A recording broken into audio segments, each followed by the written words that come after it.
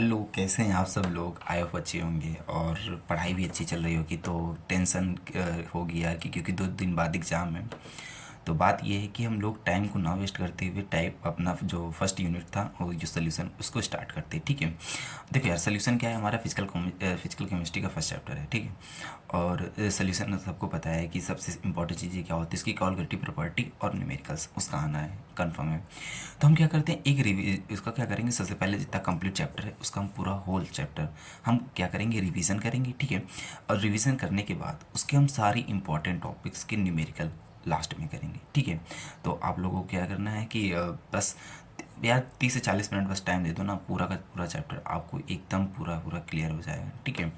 तो टाइम को ना वेस्ट करते हुए स्टार्ट करते हैं सोल्यूशन। अच्छा, सोल्यूशन पता होगा सबको क्या होता है। सोल्यूशन क्या होता है यार, मेनली क्या होता है, जैसे कि हम लोग मीठे पानी बनाते हैं ना, शरबत वगैरह, तो क्या होता है इसमें, क्या होता है, ये सोल्यूशन होता है ना। तो सोल्यूशन क्या होता है, mainly solution are homogeneous mixture of two और मोर टू कंपोनेंट्स, ठीक। ये क्या होता है, मिक्सर होता है टू और मोर कंपोनेंट्स का, ठीक।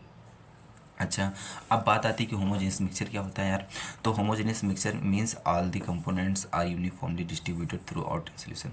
मतलब क्या होता है, जो सोल्यूशन होता है उसमें यूनिफॉर्मली डिस्ट्रीब्यूटेड होता है, उसी को क्या बोलते हैं, होमोजेनियस मिक्सचर, ठीक।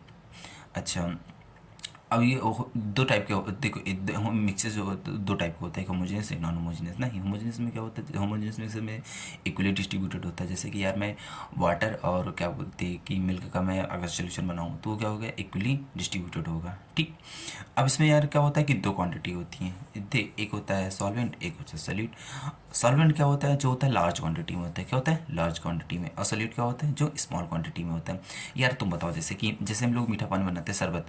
अब क्या होता है, पानी ज़्यादा होता है, चीनी कम होती है, तो वो पानी क्या है, ज़्यादा है, तो उसको क्या बोलेंगे, सॉल्वेंट। अब यहाँ पे जैसे चीनी कम होती है तो चीनी को हम क्या बोलेंगे, स्मॉल क्वांटिटी, मतलब क्या बोलेंगे, सॉल्यूट, ठीक। अच्छा, फिर क्या होता है कि यार कि जो हम हमारा जो सिलेबस है ना, हमारे सिलेबस में यार एनसीईआरटी में देखोगे फर्स्ट पेज के जहाँ से सोल्यूशन स्टार्ट होता है तो वहाँ पे लास्ट में लिखा हुआ है कि binary solution are compose by two components. मतलब हमें सिर्फ किसके बारे में पढ़ना है, बाइनरी सोल्यूशन के बारे में, मतलब सिर्फ दो ही चीज़ के बारे में दो ही चीज़ का सोल्यूशन पढ़ना है, ठीक है। तो आई होप समझ में आया होगा। उसके बाद फिर क्या होता है, जो टाइप्स ऑफ मेन इंपॉर्टेंट होता है कि टाइप ऑफ सोल्यूशन, यार ये बहुत इंपॉर्टेंट है, ठीक। ये टेबल, अब ये टेबल इतना समझ लीजिए कि आपको ये टेबल 2 मार्क्स का 1 से 2 मार्क्स हमेशा दे के जाएगी, ठीक है। तो क्या होता है कि यार इसमें एग्जाम्पल के साथ तुम एग्जाम्पल ज़्यादा पूछते हैं, तो सब याद कोशिश करना कि सारे एग्जाम्पल तुमको लर्न हो, ठीक है। तो सबसे पहले हम गैसेस सोल्यूशन लेते हैं। गैसेस सोल्यूशन में सॉल्यूट और सॉल्वेंट, हमने पहले हम क्या, गैस सॉल्यूट गैस हो गया, फिर हमने अगर सॉल्वेंट हम गैस के साथ लेते हैं तो इसका एग्जाम्पल क्या हो गया, mixer of O2 and N2, ठीक है। अगर हम सॉलिड और गैस का मिक्सर लेते हैं तो क्या हो जाता है, क्लोरोफॉर्म इन N2। अगर हम गैस और लिक्विड का लेते हैं तो कम्फोर इन N2 हो जाएगा, ठीक। और दूसरा होगा, दूसरा हम लिक्विड सोल्यूशन, में सॉल्यूट और सॉल्वेंट। अगर गैस हम लिक्विड के साथ लेते हैं तो O2 डिजॉल्व इन H2O, बिल्कुल सही। वाटर सबको पता है ना, ठीक है यार। लिक्विड का क्या होता है, इथेनॉल इन वाटर, आप सबको पता है। फिर सॉल्यूट इन लिक्विड, सबसे इम्पोर्टेंट ये आया हुआ क्वेश्चन है, ठीक है यार, ये इंपॉर्टेंट पीछे फिर इसमें देखो क्या, ग्लूकोज इन वाटर, सबको पता है। अच्छा, फिर लास्ट में क्या, फिर लास्ट में लास्ट वाला क्या है, सॉल्यूशन क्या होते हैं, जैसे गैस और सॉलिड को कर लो तो क्या, solution in H2 in palladium, ठीक। फिर उसके बाद लिक्विड सॉलिड, फिर इसमें क्या है, aluminium of Hg with sodium, ठीक है। अच्छा, फिर दूसरा क्या है, सॉलिड का क्या होता है, एलॉय ब्रिसलेस बेंजीन ब्रूनोज, ठीक है। आई होप ये समझ में आया कि नहीं यार, पक्का। तो ये टेबल अच्छे से याद कर लेना यार, इस टेबल के एग्जाम्पल, ये टेबल तुमको 1 से 2 मार्क्स हमेशा दे के जाएगी, ठीक है। तो आगे हम स्टार्ट करते हैं। अब देखो यार, क्या होता है कि जैसे कि जो सोल्यूशन होता है, सोल्यूशन मतलब क्या होता है, सोल्यूट प्लस सॉल्वेंट, ठीक है। जैसे एग्जांपल करते हैं कि 100 ग्राम NaCl किसमें, सॉलिड में, is dissolve in 90 gram of water, water किसमें, लिक्विड में। जो मेरा सोल्यूशन होगा क्या होगा, सोल्यूट प्लस सॉल्वेंट। तो मेरा इसमें सोल्यूट इसमें 10 ग्राम ऑफ NaCl क्या होगा, सोल्यूट, और 100 ग्राम का क्या होगा, सॉल्वेंट, क्योंकि ज़्यादा क्वांटिटी में। तो मेरा सोल्यूशन टोटल कितना हो जाएगा, 100 ग्राम का, ठीक है। अब क्या है यार कि हमारे डिफरेंट टाइप ऑफ कंसनट्रेशन है जो कि मोस्ट इंपॉर्टेंट है। इनको यार क्या करना है, इनके सारे फार्मूले आप लोगों ने सब लोग पढ़े होंगे तो याद ही होंगे, ठीक है, बस रिवीजन कर रहे हैं हम लोग। तो क्या करता है, एक्सप्रेसिंग कंसंट्रेशन ऑफ सोल्यूशन, सबसे पहले क्या था, मास परसेंटेज, क्या मास परसेंटेज, इसको वेट बाय वेट परसेंटेज भी बोलते हैं, ठीक। तो इसका फार्मूला क्या होता है, मास ऑफ सॉल्यूट अपॉन में total mass of solution into 100। ठीक। अच्छा, तो क्या होता है कि यार इसका मतलब क्या होता है, amount of solute in grams present in 100 gram of solution. 100 gram of solution में कितने ग्राम ऑफ सॉल्यूट प्रेजेंट है, तो इसी को क्या बोलते हैं, मास परसेंटेज। इसी को क्या बोलते हैं, मास परसेंटेज। ठीक है, इसी को वेट बाई वेट परसेंटेज भी बोलते हैं। अच्छा, फिर दूसरा होता है कि मास बाई वॉल्यूम परसेंटेज। इसको मास बाई वॉल्यूम परसेंटेज इसी को बोलते हैं, इसी को या वेट बाई वॉल्यूम परसेंटेज भी बोलते हैं। तो इसका फार्मूला क्या होता है, मास ऑफ सोल्यूट अपॉन में total volume of solution in ml। Solution किस में रखना, ml इंटू 1000। ठीक है, परसेंटेज का टॉपिक 1000 में। तो इसका मतलब क्या होता है, amount of solute in grams dissolve in the 100 gram of solution. 100 gram of solution में कितने ग्राम सॉल्यूट डिजॉल्व है, उसको निकालने की। जैसे चीनी को हम पानी में डिजॉल्व करते, तो अगर हमको फाइंड करना होगा कितने ग्राम ऑफ चीनी पानी में डिजॉल्व है, तो उसको हम कौन सा, इसी के अकॉर्डिंग इसके अकॉर्डिंग इसको सॉल्व करेंगे। ठीक है। और दूसरा आता है यार वॉल्यूम बाई परसेंटेज। ठीक है, वॉल्यूम बाई परसेंटेज। तो इसको वॉल्यूम बाई वॉल्यूम परसेंटेज मतलब इसका फार्मूला क्या होता है, वॉल्यूम ऑफ सॉल्यूट अपॉन में टोटल वॉल्यूम ऑफ सोल्यूशन किस में, ml में इंटू 1000। ठीक है, परसेंटेज घटाओगे 1000 में। अच्छा, तो volume of solution in ml dissolve in the 100 ml solution. या जैसे तुमने, जैसे दारू को पानी में घोल देते हैं ना, ठीक है, पैक बनाने के लिए। तो अगर मैं पूछूँ कितना तुमने कितने ml में पानी को मिलाया, तो क्या कितना, तो उसको कैसे फाइंड करोगे, उसको वॉल्यूम बाई परसेंटेज से, फाइनल सॉल्व करोगे। ठीक है। अच्छा, अगला आता है कि पार्ट्स पर मिलियन, पीपीएम इसको बोलते हैं। यार क्या होता है कि बहुत छोटी छोटी क्वांटिटी होती है जिनको हम नॉर्मली क्या होता है कैलकुलेट नहीं कर सकते हैं, तो वहाँ पे हम किसका यूज़ करते हैं, पार्ट्स पर मिलियन का। ठीक है, तो क्या होता है, number of parts of solutes upon में total number of parts of solution component of solution into 10 की पावर 6, इससे मल्टीप्लाई कर देते हैं, तो इससे हमको ज़्यादा क्वांटिटी में हो जाता है, तो हम कैलकुलेट कर पाते हैं कि कितने पार्ट्स उसमें डिजॉल्व हैं। ठीक है, तो क्या होता है, number of parts solute in present in the million, कितना, 10 की पावर बस 10 की पावर 6 पार्ट्स ऑफ सोल्यूशन। ठीक है। अच्छा, अब मोल फ्रैक्शन क्या होता है, मोल फ्रैक्शन को यार रिप्रेजेंट करते हैं काई से, किससे, काई से, ऐसे, ठीक, काई से, है ना, काई से रिप्रेजेंट करते हैं। तो तो इसमें क्या होता है कि ratio of the number of moles one component to the total moles of all component. ठीक है, जैसे तुम्हारे पास दो कंपोनेंट्स हैं। ठीक है, उनका कंपोनेंट्स तुम्हारे पास दो मोल्स हैं, एक Na और दूसरा Nb। पहला Na है और दूसरा क्या है, Nb है। ठीक है, तो अगर तुमको एक इस वाले Na का मोल्स निकालना हो, तो Na को ऊपर रखेंगे अपॉन में इनका टोटल सम कर देंगे, Na प्लस दोनों का सम। ठीक है। अच्छा, इन दोनों का जो दोनों मोल्स का जो सम होता है वो किसके इक्वल होता है, 1 के इक्वल होता है, किसके, 1 के इक्वल होता है। ठीक है, आई होप समझ में आया होगा यार। फिर अगला फार्मूला क्या होता है कि मोलैरिटी, क्या होता है, मोलैरिटी, जिसको बोलते हैं कैपिटल M। ठीक है, तो इसमें इसका फार्मूला क्या होता है, मोल्स ऑफ सॉल्यूट अपॉन में total volume of solution in litre या तो डेसिमीटर में हो सकता है। ठीक है। अच्छा, number of moles of solute dissolve in the 1 litre of solution, कितने नंबर ऑफ मोल्स डिजॉल्व हैं इन 1 लीटर सोल्यूशन में, उसी को क्या बोलते हैं, उसी को बोलते हैं मोलैरिटी। ठीक है। अच्छा, तो फिर क्या मोलैरिटी क्या होता है, चेंज इन क्या होता है, it change with the change in temperature. ये टेम्परेचर पे क्या होता है, डिपेंड करता है। अगर टेम्परेचर को चेंज करेंगे तो इसकी कंसंट्रेशन भी चेंज होगी। ठीक है। अच्छा, फिर क्या होता है मोलालिटी कैप स्मॉल m, इसमें क्या होता है, number of moles of solute upon में mass of solvent in 1 kg। इसमें क्या था, इसमें लीटर में था, इसमें, हाँ, मोलालिटी में किसमें था, केजी लीटर में था, और मोलालिटी में किसमें रहेगा, केजी में रहेगा। ठीक है, तो number of moles of solute पर केजी ऑफ सॉल्वेंट। अच्छा, अब क्या होता है कि यार, अब मैं तुमसे ये कहूँगा कि ये फार्मूला तुमको याद, ये फार्मूला तो याद होना ही चाहिए, पर न्यूमेरिकल लगाते टाइम पे तुम ये फार्मूला यूज़ करना। ठीक है, मोलैरिटी का क्या होता है, W2 अपॉन में M2 इंटू 1000 अपॉन में गिवन ऑफ सोल्यूशन। ठीक है, इसमें और मोलैरिटी का क्या यूज करना है, W2 अपॉन में M2 इंटू 1000 अपॉन में W1। ठीक है, मशीन 1000 रुपये में। ठीक है, ठीक है। अब क्या होता है, एक एक क्वेश्चन करवा दे रहे हैं। ठीक है यार, ये फार्मूला जरूर याद रखना। एक एक क्वेश्चन देखो इसका न्यूमेरिकल्स। देखो देखो, आपको एक क्वेश्चन दिख रहा है, हाँ दिख रहा है। ठीक है, कह रहा है कि फाइंड द मोलैरिटी, क्या कह रहा है, find the molarity of 100 ml of solution, किसमें, 100 ml of 250 ml of solution in prepared by the adding of 4 gram of NaOH, किसमें, 4 ग्राम NaOH। तो सॉल्वेंट कितना दे रखा, हम कितना दे रखा, 100 ml। ठीक है। अच्छा, सॉल्यूट कितना होगा, 4 ग्राम ऑफ NaOH।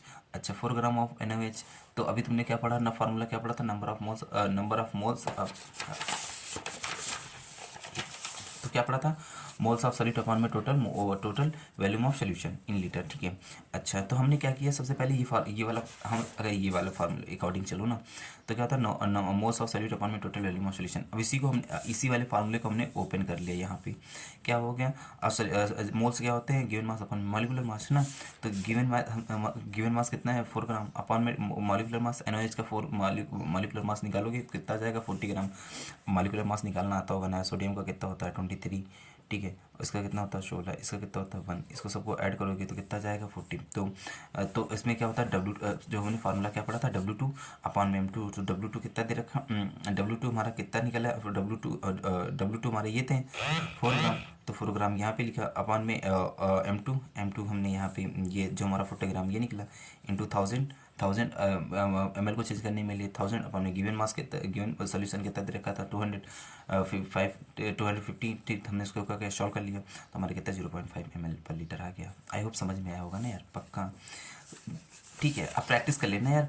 अच्छा, अब क्या होता है कि एक हम आपको उसका समझाते हैं, देखो इसमें ये मोलैलिटी का है ना, देखो। अच्छा, इसको कैसे स्मॉल m से, इसमें क्या होता है number of moles of solute in 1 kg solvent, ठीक है। अच्छा, इसका जो फार्मूला है आपसे मैंने कहा था ये वाला याद करना, क्या होता है W2 अपॉन में M2 तो 1000 अपॉन W1, ठीक है। अच्छा, अब देखो क्या होता है, जैसे कि इसमें दे रखा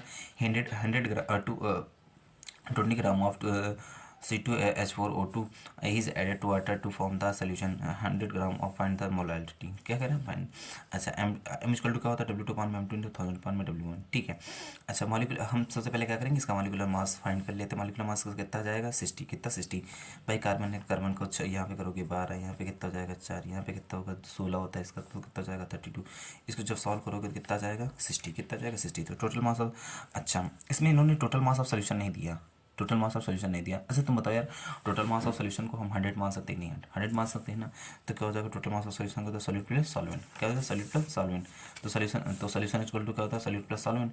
तो हमने इसको 100 ग्राम मान लिया और सॉल्यूट को कितना 20 ग्राम, तो 20 ग्राम दे रखा है, तो सॉल्वेंट कितना हो जाएगा 100 माइनस 20 करोगे तो कितना जाएगा 80 ग्राम, कितना जाएगा 80 ग्राम। तब हम मोलैलिटी का फार्मूला लगा सकते हैं कि किसमें कितना दे रखा था 20 ग्राम, तो हमने 20 ग्राम अपॉन में मॉलिक्यूलर मास 16, अच्छा इंटू 1000 अपॉन में जो हमने निकाला W1 तो कितना हो गया 80। अब इसको जब सॉल्व करोगे तो देखो यार, इसको जब तुम 20 से 3 टाइम से चला जाएगा, ठीक है। इसको 4 टाइम, इसको 0 से कट जाएगा तो इसको 25, बाकी सॉल्व करने पर कितना सॉल्व तो कर ही लोगे ना, 25 बाई 26 आ जाएगा। इसको जब सॉल्व करोगे तो इसको सॉल्व करोगे तो कितना 4.1 मोल लीटर पर kg लीटर आ जाएगा, ठीक है। आई होप समझ में आया कि नहीं यार, ठीक है। बताओ यहाँ तक कोई दिक्कत नहीं ना, ठीक है।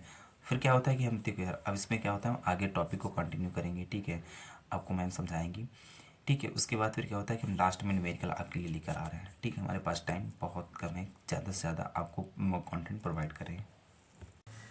सो आज हम स्टार्ट करते हैं नेक्स्ट टॉपिक, सॉल्युबिलिटी से स्टार्ट करते हैं। Solubility of a substance is its maximum amount of solute that can be dissolve in specific amount of solvent. Solubility वो होती है जहाँ पर क्या कहते हैं, जैसे कि हम किसी भी एक हमने ग्लास लिया, उसमें ग्लास लेने के बाद उसमें 100 ml ऑफ वाटर डाला, वाटर डालने के बाद उसमें शुगर हम मिक्स करते जाते हैं, तो एक मैक्सिमम टाइम आ जाता है जिसके बाद जो हमारी शुगर होती है वो उसमें डिज़ोल्व नहीं होती है। तो जब क्या कहते हैं, जो जिस टाइम के बाद शुगर डिज़ोल्व नहीं होती है वही टाइम हमारी सॉल्युबिलिटी कहलाती है, और एक ये कांस्टेंट टेम्परेचर पे होती है। और ये डिपेंड करती है किस पे कॉन्सेंट्रेशन पे डिपेंड करती है, नेचर ऑफ सॉल्यूट पे, और नेचर ऑफ सॉल्वेंट पे डिपेंड करती है, टेम्परेचर पे और प्रेशर पे। Depending on solubility solution can be saturated and unsaturated. Solubility दो टाइप की होती है, saturated and unsaturated. Saturated solutions is the solution in which no more solute can be dissolved at the same temperature and pressure. Saturated solution वो होते हैं कि जब same temperature और प्रेशर हो उसमें और सॉल्यूट हम ना ऐड कर पाएँ, जो डिजॉल्व ना हो, उसे हम सैचुरेटेड सोल्यूशन कहते हैं। Unsaturated solution is the one in which more solute can be dissolved at the same temperature and pressure. Unsaturated solution वो होते हैं जिनमें क्या कहते हैं, हम जो सॉल्यूट होता है उसको और डिजॉल्व कर सकते हैं कांस्टेंट टेम्परेचर और प्रेशर पे।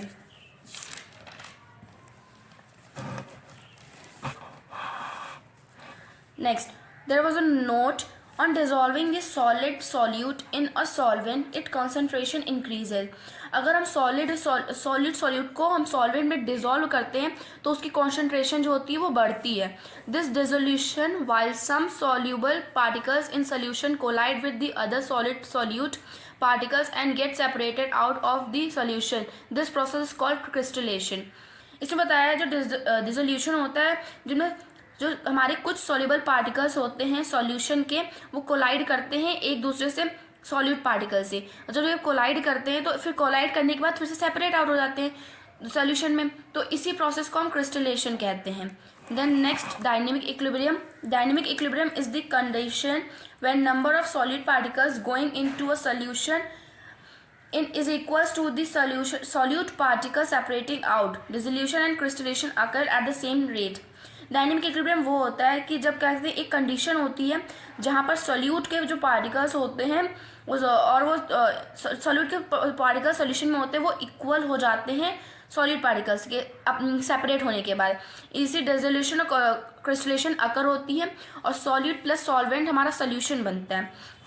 From Le Chatelier's principle in nearly saturated solution the dissolution process is endothermic. जो हमारी डिसोल्यूशन प्रोसेस होती है वो एंडोथर्मिक होती है और हमारा डेल्टा एच 0 से लार्जर होता है. the solubility should increase with the rising temperature and if it is exothermic the solubility should decrease. इसमें बताया है जो सॉल्युबिलिटी होती है वो इंक्रीज करती है टेम्परेचर के इंक्रीज करने पे. जैसे टेम्परेचर बढ़ेगा वैसे ही सॉल्युबिलिटी बढ़ेगी. और अगर एक्सोथर्मिक सॉल्युबिलिटी हुई तो हमारी क्या कहते हैं जो सॉल्युबिलिटी है वो डिक्रीज हो जाएगी. नेक्स्ट हम पढ़ेंगे हेनरीज लॉ.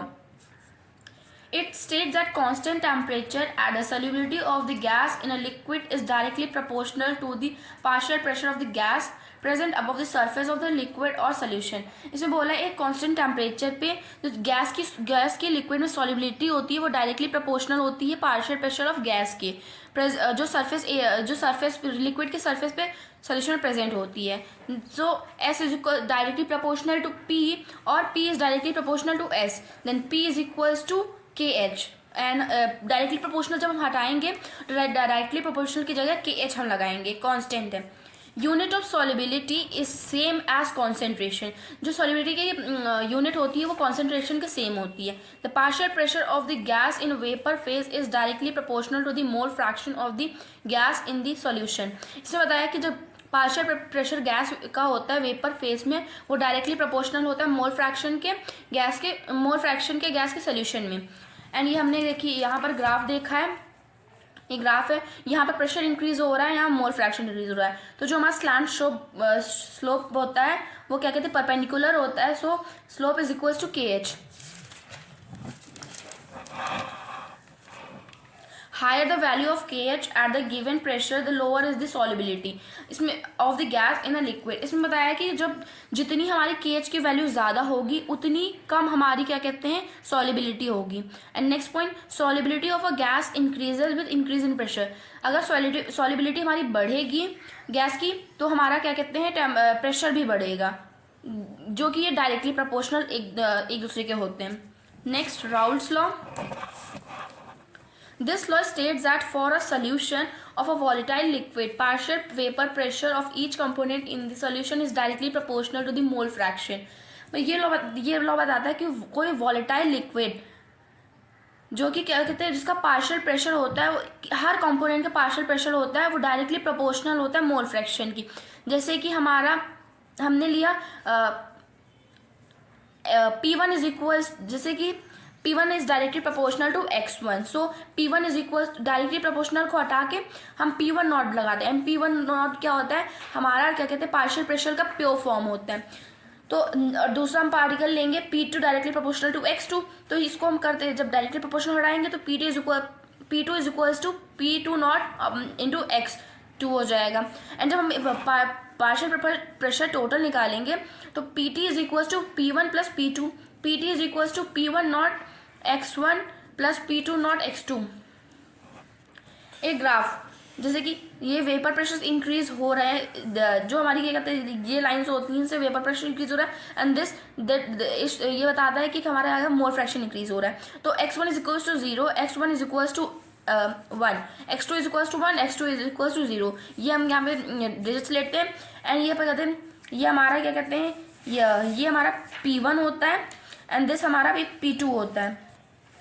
जो इसका क्या कहते हैं एक इक्वल वो होता है, इसको ड्रॉ करते हैं तो ये हमारा क्या कहते हैं P1 plus P2 is equals to PT हो जाता है, that is total partial pressure. If y1 and y2 are the mole fraction of the component first and second respectively, the vapor pressure। अब इसमें जो y1 and y2 है इसमें हमने mole fraction को as a mole fraction show करा है कि जब यहाँ पर x1 और x2 है इसकी जगह पर अगर y1 y2 रख देंगे तो ये भी हमारी वेपर फेस को शो करेगी। Ideal solution Ideal solution obeys Raoult's law over entire range of concentration for this solution। जो आइडियल सोल्यूशन होता है वो हमारा राउल्ट्स लॉ को ओबे करता है एज पूरे उसमें रेंज ऑफ कॉन्सेंट्रेशन में, और इसमें डेल्टा एच होता है वो 0 के इक्वल होता है, डेल्टा वी भी हमारा 0 को इक्वल होता है। In binary solution if A B interaction are nearly equals to A B B interaction then it is said as an ideal solution. जो हमारे आइडियल सोल्यूशन होते हैं उसमें जो ए बी इंट्रैक्शन होता है वो बराबर होता है ए और बी बी इंट्रैक्शन के। इस एग्जांपल ले लेंगे जैसे कि n hexane and n heptane, ये हमारे क्या कहते हैं इन दोनों का जो इन दोनों कंपोनेंट्स का जो इंट्रैक्शन होगा वो इक्वल होगा इनके और इनके इंट्रैक्शन से। Same as example this benzene और टॉल्विन का है। देन नेक्स्ट हमारा है non ideal solution. Non ideal solution do not obey Raoult's law over entire range of concentration. Non ideal solution जो होते हैं वो हमारे राउल्ट्स लॉ को ओबे नहीं करते हैं, उसका डेल्टा एच 0 को इक्वल नहीं होता है, डेल्टा वी भी हमारे 0 को इक्वल नहीं होता है। The vapour pressure is either higher positive derivation and और आइदर लोअर नेगेटिव डेरिवेशन। इसमें बताया गया है जो वेपर फेस होते हैं या फिर ज़्यादा होंगे या तो कम होंगे। अगर ज़्यादा होंगे तो पॉजिटिव डेविएशन होगा एंड अगर कम होंगे तो नेगेटिव डेविएशन होगा। Positive deviation in case of positive deviation from Raoult's law example mixture of ethanol and acetone. मतलब इसमें बताया जाए अगर राउल्ट्स लॉ किस पे पॉजिटिव डेविएशन होगा तो एक एग्जाम्पल है mixture of ethanol and acetone और दूसरा एग्जाम्पल है कार्बन डाइसल्फाइड एंड एसीटोन। इनका जो ए बी इंट्रैक्शन होगा वो कम होगा as compare to A and B B interaction से। और यहाँ पर ए बी इंट्रैक्शन जो है तो ए सॉल्यूट है एंड बी हमारा सॉल्वेंट है। एंड जैसे ग्राफ में ये वेपर प्रेशर इंक्रीज हो रहा है एंड मोलर कॉन्सेंट्रेशन इसकी इधर इंक्रीज हो रही है। x1 is equals to 0, x2 is equals to x1 is equals to 0, x1 is equals to 1, x2 is equals to 1, x2 तो जो हमारा क्या कहते हैं वेपर प्रेशर ऑफ P1 की है तो वो क्या कहते हैं यहाँ से यहाँ है एंड यहाँ पे। लेकिन जब हमने बताया कि इसमें क्या कहते हैं जो पॉजिटिव डेविएशन में जो हमारी जब हम ग्राफ को शो करते हैं तो जो हमारा ग्राफ होता है वो जो हमारी नॉर्मल वो लाइंस होती हैं उनमें से अपर कर्व बनाती हैं। जब अपर कर्व बनाती हैं तो वो पॉजिटिव डेविएशन होती हैं एंड इसमें जो हमारा delta H and delta V होता है उसकी वैल्यूज पॉजिटिव में होती हैं। Then negative deviation in case of negative deviation from Raoult's law इसमें बताया गया एग्जाम्पल है फिनॉल एंड एनिलाइल का, जिसमें कि क्या कहते हैं फिनॉल एंड एनिलाइन एंड दूसरा एग्जाम्पल है क्लोरोफॉर्म एंड एसीटोन। इनमें क्या कहते हैं जो ए बी इंट्रैक्शन होता है वो स्ट्रॉन्गर होता है एज कम्पेयर टू ए और बी बी इंट्रैक्शन से। और जैसे कि हम इस पर ग्राफ में देख रहे हैं कि जो हमारी नॉर्मल लाइंस हैं इनमें से जो हमारे क्या कहते हैं हमने वेपर फेस को देखा है जो हमारा नेगेटिव डेविएशन के बाद है तो उसमें जो हमारा जो ग्राफ बन रहा है तो वो क्या कहते हैं लोअर कर्व बन रहा है। जब लोअर कर्व हमें ग्राफ में शो होगा तो इसका मतलब सिंपली मीन्स इट दैट हमने क्या कहते हैं नेगेटिव डेविएशन है और इसमें जो डेल्टा एच और डेल्टा वी हमारा होता है वो हमेशा माइनस में उसकी वैल्यूज होती हैं। बात करते हैं azeotropes. The binary mixture that have the same composition in liquid and vapour phase at boil at constant temperature like pure liquids and azeotropic mixture। एजोट्रॉप्स वो होते हैं जो कि बाइनरी मिक्सचर जब होता है तो जो क्या कहते हैं लिक्विड और वेपर फेज होता है उनका सेम कंपोजिशन होता है और ये जब बॉयल करते हैं तो कांस्टेंट टेम्परेचर पे करते हैं एंड ये प्योर लिक्विड्स इन्हें कहा जाता है। यही हमारे एजोट्रॉपिक मिक्सचर होते हैं। ये दो टाइप्स के होते हैं जैसे कि the solution which shows large negative deviation from Raoult's law from maximum boiling point. जो सोल्यूशन क्या कहते हैं बहुत ज़्यादा नेगेटिव डेविएशन शो करते हैं राउल्ट्स लॉ के अकॉर्डिंग, उनका मैक्सिमम बॉइलिंग पॉइंट होता है. Example nitric acid and water. Second, the solution shows large positive deviation from Raoult's law forms minimum boiling azeotropes. And दूसरा ये हमारा कि जहाँ पर हमारा लार्ज पॉजिटिव डेविएशन होगा राउल्ट्स लॉ के अकॉर्डिंग, तो उसमें क्या कहते हैं मिनिमम बॉइलिंग पॉइंट होगी. Example ethanol with water. So अब हम लोग एक क्वेश्चन करते हैं नेगेटिव डेविएशन के ऊपर. Explain why solution of chloroform and acetone shows negative deviation from Raoult's law. इसका आंसर ये है कि जो मिक्सचर होता है क्लोरोफॉर्म और एसीटोन का सोल्यूशन, वो नेगेटिव डेविएशन क्यों शो करता है राउल्ट्स लॉ के अकॉर्डिंग पे, क्योंकि जो क्लोरोफॉर्म का जो मॉलिक्यूल होता है वो हाइड्रोजन बॉन्डिंग फॉर्म कर लेता है एसीटोन के साथ. ऐसा लिखा हुआ है mixture of chloroform and acetone forms a solution with shows negative deviation from Raoult's law because chloroform molecules forms hydrogen bonding with acetone. And इसका दूसरा पॉइंट कि hence solute is chloroform and solvent is acetone. As a result, AB interaction becomes stronger than AA-BB interaction. इसमें लिखा है जो solute है वो chloroform है, सॉल्वेंट एसीटोन है, और जो रिजल्ट बनता है तो जो AB इंट्रैक्शन होता है वो ज़्यादा स्ट्रॉन्गर होता है एज कम्पेयर टू AA और BB इंट्रैक्शन में. एंड इसमें एक और पॉइंट हम लोग लिख सकते हैं जैसे कि this decreases the escaping tendency of molecule from each component which pressure leads to decrease in vapour pressure and resulting in negative deviation. इसमें बोला है जो हमारी एस्केपिंग टेंडेंसी होती है वो कम हो जाती है मॉलिक्यूल की सारे कंपोनेंट से, क्योंकि जब वेपर प्रेशर कम होता है, और यही हमारा नेगेटिव डेविएशन शो करता है. अब हम लोग स्टार्ट करेंगे कॉलिगेटिव प्रॉपर्टीज. Colligative properties होती क्या है? The properties of solution which depends only on the number of solute particles irrespective of their nature relative to the total number of particles present in solute are known as colligative properties. में जो कुछ solution की जो properties होती हैं वो खाली जो नंबर ऑफ सॉल्यूट पार्टिकल्स होते हैं उन पर डिपेंड करती है, irrespective of their nature relative to this total number of particles. उनके टोटल नंबर ऑफ पार्टिकल्स पे प्रेजेंट सॉल्यूशन में जो प्रेजेंट होते हैं उन्हीं कॉलिगेटिव प्रॉपर्टीज कहते हैं. 4 टाइप की होती हैं. RLVP जिससे कहते हैं relative lowering in vapour pressure, evolution in boiling point, depression in freezing point and osmosis. First RLVP relative lowering in vapour pressure.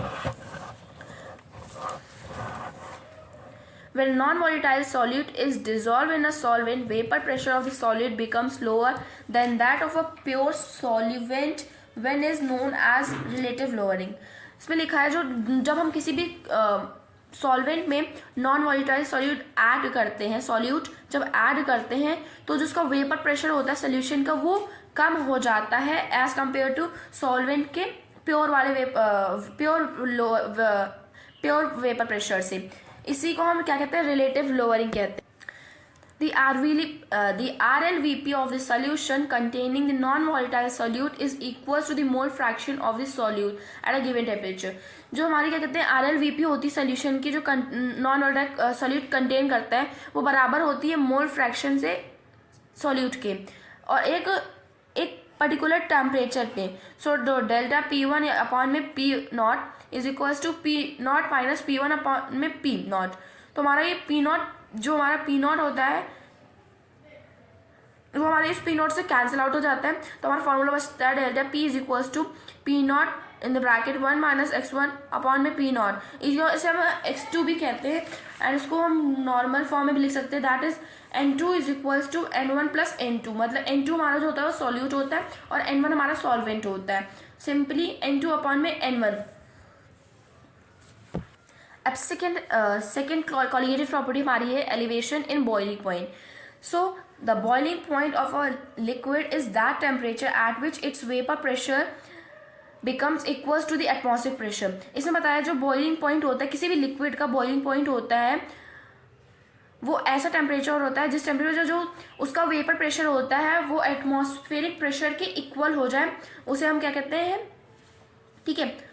The next, the boiling point of this solution is always higher than the boiling point of the pure solvent in which the solution is prepared. इस point में ये कहना चाह रहा है जो boiling point हमारा solution का होता है वो हमेशा ज़्यादा होता है एज़ कम्पेयर टू जो प्योर सॉल्वेंट का बॉइलिंग पॉइंट होता है किसी भी सोल्यूशन, मतलब जो भी सोल्यूशन हम बनाते हैं उसमें। सो अब इसका डेरिवेशन हमारा है, सो डेरिवेशन स्टार्ट करते हैं। If it is T B naught boiling point of the pure solvent, जब टी बी नॉट को हमने क्या कहते हैं प्योर सॉल्वेंट का बॉइलिंग पॉइंट ले लिया, and T B is the boiling point of the solution, और जो टी बी है वो सॉल्यूशन का बॉइलिंग पॉइंट है। सो जो हमारा क्या कहते हैं टोटल टी बी होगा वो हमारा क्या कहते हैं वो इक्वल्स होगा T B minus T B naught, मतलब क्या कहते हैं हमारे सोल्यूशन के बॉइलिंग पॉइंट को माइनस कर देंगे हम अपने सॉल्वेंट के प्योर सॉल्वेंट के बॉइलिंग पॉइंट से, तो हमारा टोटल बॉइलिंग पॉइंट आ जाएगा। And delta t B is directly proportional to molarity. So जब डायरेक्टली प्रोपोर्शनल को हम हटाएंगे तो delta t b is equals to k b into molarity.